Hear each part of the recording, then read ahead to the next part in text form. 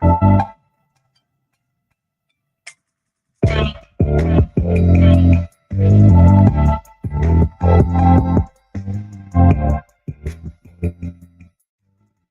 y'all don't know nothing about that out there. Come on, short. Big Day. What's up?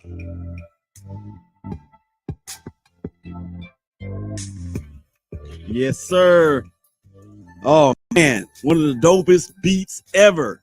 But it ain't over yet. Big Day, bring it on back.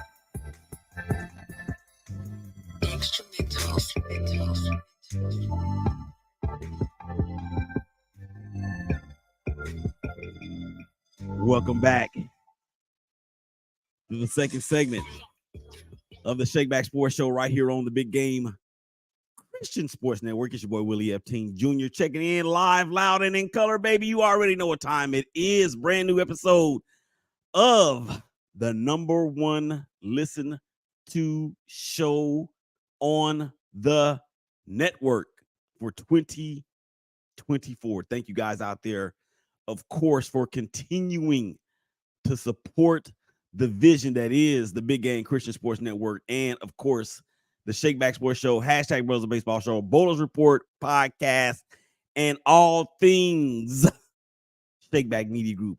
All right, just in case you missed it in the first segment, the hashtag Brothers of Baseball stepped into the building as the predictions have been made in terms of who is going to win what, who's going to the World Series, who's going to win these divisions, and why. And of course, tune into the hashtag Brothers of Baseball Show all week long, 12s and 6s, 1s and 7s on the BGCSN 1 and 2. All right.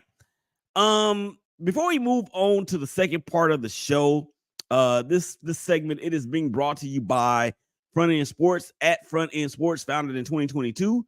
They are dedicated to empowering athletes, teams, and organizations with cutting-edge social media, merchandising, and NIL strategies to help your brand through innovative and personalized solutions. Their team consists of experienced professionals with diverse backgrounds in sports, marketing, design, and technology, and they share a passion for helping their clients succeed and unlock their full potential. Go to frontendsports.com for more information, and I should have taken ownership of that because it is not their team, it's our team, and it's not their clients, it's our clients, because we are family. You didn't know you were attending a concert here on the ShakeBack Media Group and the SBSS here on this episode, did you not? All right, thank you guys out there for checking us out on Instagram TV. I see you out there watching. Facebook, BGC Sports Network's Facebook page. Facebook, the ShakeBack Media Group's Facebook page. LinkedIn, YouTube, and of course, Twitter. We appreciate the vision support.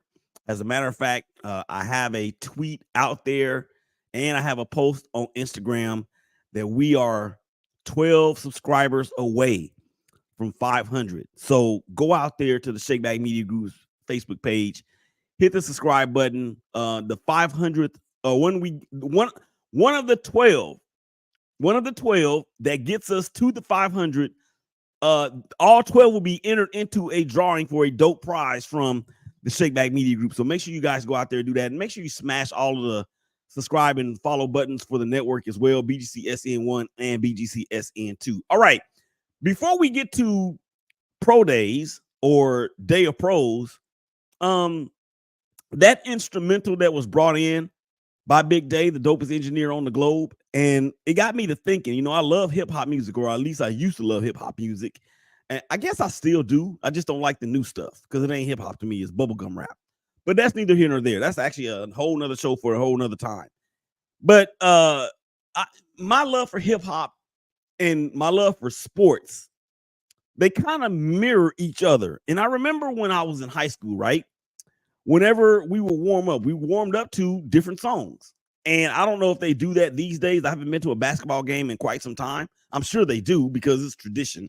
But it got me to thinking about this whole Sean Diddy Combs situation and how both of his homes in LA and in Miami were raided by the feds. Okay, number one, the feds are not going to raid your home unless they got some damning evidence that they're going to pursue, and whatever crime they have suspected you of committing, they've got the evidence to at least get it presented to a grand jury. And we know the controversy surrounding P. Diddy Combs, his alleged inappropriate relationships with boys and girls that are not at the age of majority, sex trafficking, murder for hire, all those things. And Cassie was the one that said, you know what? This dude has made billions of dollars off the backs of so many people. It's time that somebody stops him. And the bravery that it takes for someone to come forth with that, because the first thing that people are going to think is it's a money grab. Well, in this case, it may have been a money grab, but do we really believe that because of what the evidence has shown us? And for people like me, who was never really a P. Diddy fan, and I remember the movie Notorious when Angela Bassett, who played Biggie Smalls' mom, said, "What kind of grown man calls himself Puffy?" Right, Puffy Combs, and he changed it to Diddy for reasons only known to himself and those that are close to him. But here's the thing, ladies and gentlemen: where there's smoke, there's fire. Where there is the scent of barbecue, there's usually a grill with some ribs on it. And I will be partaking in that sometime this weekend. Wherever there is mold, there is water. And this is the case for Sean P. Diddy Combs. Now, I'm not going to sit here and disparage the dude in terms of how many people he's helped in terms of making their musical dreams and careers come true. When you think about the likes of Mary J. Blige, who is considered the queen of R&B, and she is dope in all of that. She's parlayed everything that she has into a current role of Monet Tejada on the Power series, and she's very good at that role. When you think about what happened with Biggie Smalls when he turned him into a millionaire before he had him killed, and that's my opinion. I'm not saying that he did that, but that's my opinion, and I feel very strongly about that. As a matter of fact, the deaths of Biggie Smalls and of Tupac are related, whether indirectly or directly, to P. Diddy Combs. You got to think about what he did for Casey and JoJo before, all of the stuff that happened with them. So he actually has helped people make a lot of money, but then he's ruined some lives too. He's probably ruined more lives than he's helped. And we're not even talking about what goes on in the streets, because even though he said in the movie, my business is about the streets, but my business ain't in the streets. Well, I think time has really kind of told that you lied, homie. You lied big time, because everything that is going on right now involves you being in the streets. Now, it may not involve you being in the ghetto streets, but you are still in the streets, because for your homes, your multi-million-dollar mansions on each coast to be raided by the feds, they got something on you, partner. They do. And not to say or not to wish ill will on anybody, but dude, if you did all of these things, if you did any of these things, you deserve to have the full brunt of the Justice Department come down on your head with all authority and weight that they can weigh up or levy upon you. You deserve it. You deserve it. And if the allegations prove to be true, which, we'll see. if they prove to be true and somehow it ever is exposed that you are connected to both the Biggie death and the Pac death, you, my friend, simply and single-handedly changed hip-hop music forever. Back in 1997, hip-hop changed forever. Because in my opinion, as a one-time hip-hop head and as an OG in the hip-hop music loving game, when Pac died and when Biggie died, the disciples of Pac and Biggie died with them. And I don't mean that in a sacrilegious way whatsoever. I'm talking about people that had the same, or that were coming behind Biggie and Pac with the same kind of flow, the same kind of style, the same kind of storytelling that those dudes had. When they died, all of that died with it. Or should I say the majority of it died with it, because there are some rappers out here today that can go. But I mean, in terms of an industry-wide whole, it changed forever, and it will never be the same. And for what? We heard the rumors because Biggie was talking about leaving Bad Boy, because Pac was talking about leaving Death Row, and Suge and Diddy were the two heads of the two snakes that was really figuring prominently in this entire deal. So my question to you, ladies and gentlemen, is, did he do it? I say he did.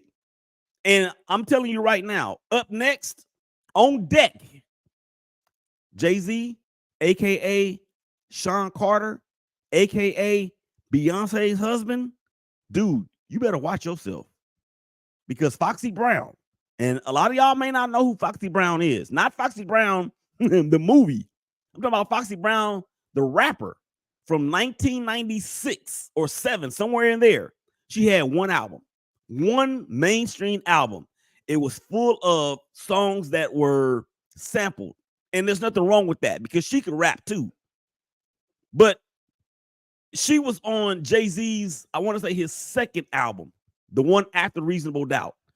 And she has come out with some allegations about Jay-Z. This stuff ain't, look, it's not a money grab.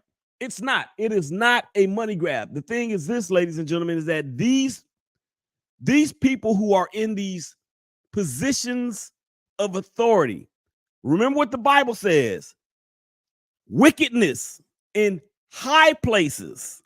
Yeah, we're seeing it unfold. And it's 2024, ladies and gentlemen. Tupac was killed in 1996. Biggie was killed in 1997. Why is it that Suge and Diddy are the last two standing? Why? The way Diddy did Black Rob, the way he did Shine, the way he did Craig Mack. Dog, karma is coming. As a matter of fact, karma is here. Your sons were arrested. Where were you? Your jet, your private jet, was supposedly in Antigua, but you weren't there because you trying to throw the feds off. Where are you? It's coming, dude. It's coming. And Cat Williams, whether you hate him or you love him, he said, I came into the entertainment industry to expose. And that's exactly what I'm going to do. And he's doing it. And not only is he doing it, he has encouraged other people to step up and step out. So the whole thing with Diddy and Tyler Perry and TD Jakes, I got my ears to the ground because I want to know. And look, again, if it's not true, then cool. But if it's true, bruh, everything that you deserve in terms of being punished, disciplined, fined, incarcerated, whatever maximum penalty can be levied, it should be levied. And that's just what I got to say about it. All right. 3 minutes left to go in the segment. I watched the NFL Pro Day for quarterback Jaden Daniels. Of course, the Heisman Trophy winner from the LSU Tigers.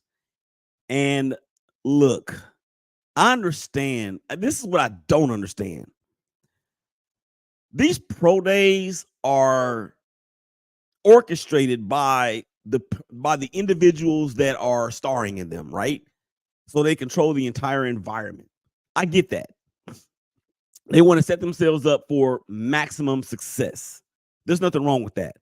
But I guess my question to NFL executives and scouts and whoever else may be in charge of getting a particular player drafted onto a particular team, why does it matter that much? Why is it become such a spectacle? And I don't mean that in a bad way. Please understand. Why has it become such a spectacle nowadays for these pro days when you have these top draft choices or these top draft prospects like Daniels, like Caleb Williams, like Drake May, like JJ McCarthy, like Bo Nix to a degree? Why has it become so much of a show at these pro days when you've seen all of the tape? We've seen the tape. We've seen what they can do in shoulder pads and in helmets with 300-pound dudes running at them.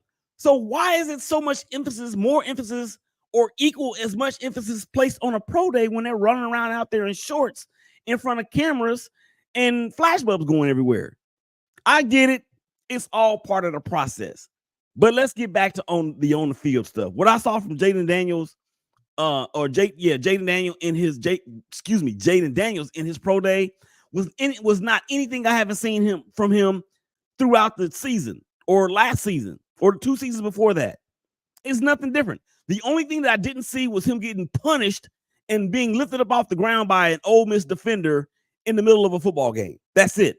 Jaden Daniels is like, 6'4", 215. People are saying that he is better than Caleb Williams. As a matter of fact, do we really know who's better than who? Because from what I've seen, I understand, I understand Caleb Williams has this improvisational gift, but I think Jaden Daniels has the same thing. It's not just that Caleb Williams has won the Heisman Trophy. I think Jaden Daniels has won the same thing. As a matter of fact, Jaden Daniels has had more explosive plays per capita than Joe Burrow did during that epic 2019 college championship season for the Tigers. More explosive plays, a lot of similarities. 2 great receivers in Neighbors and Thomas Jr. Okay, Chase and Jefferson. The only difference between the 2 squads was that this LSU team could not play any defense, and that's on Chip Kelly.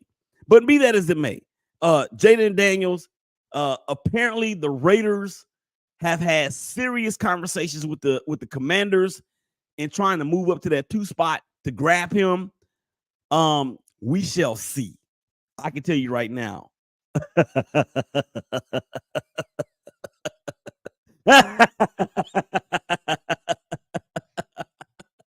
If it happens. Come on back here on the side of the break. We got more NFL and some NBA. Willie Epting Jr., ShakeBack Sports Show. Y'all coming back and holler at me.